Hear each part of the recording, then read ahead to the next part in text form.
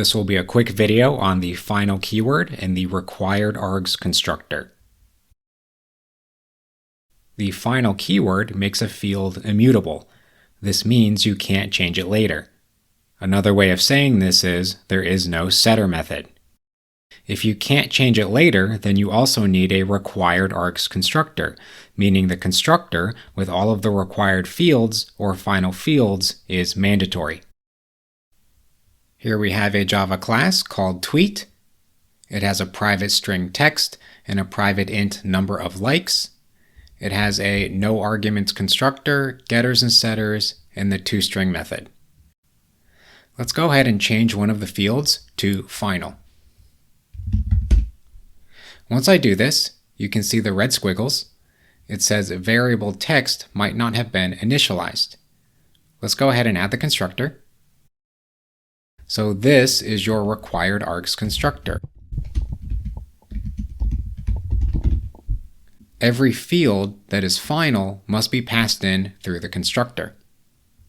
If we come down here, you'll also notice some more red squiggles. Cannot assign a value to final variable text. If the field is final or immutable, that means you can't change it. So you can't have a setter method. So I'm going to go ahead and comment this out. And that's really the gist of the final keyword. So why would you do this? If you want to prevent other developers from accidentally modifying your field, or if you want to force the field to be required, and then the compiler makes you pass it into one or more of the constructors. Here's an example, final double pi 3.1415. You don't ever want to change this, and you don't want another developer to come along and accidentally change or reassign the pi value. The final keyword does change depending on context. If it's a variable, it just means you can't change it later. If it's a field, like what we just saw, that means you can't change it, but it also forces you to pass it into the constructor because if you can't change it, it means it has to be passed in. If you put it on a method, it means it can't be overridden in a subclass.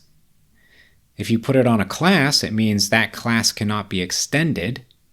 And you can also put it on an object, like an array, which means you can't reassign it, but you can modify the underlying data, like if you change index 0 to a value of 5.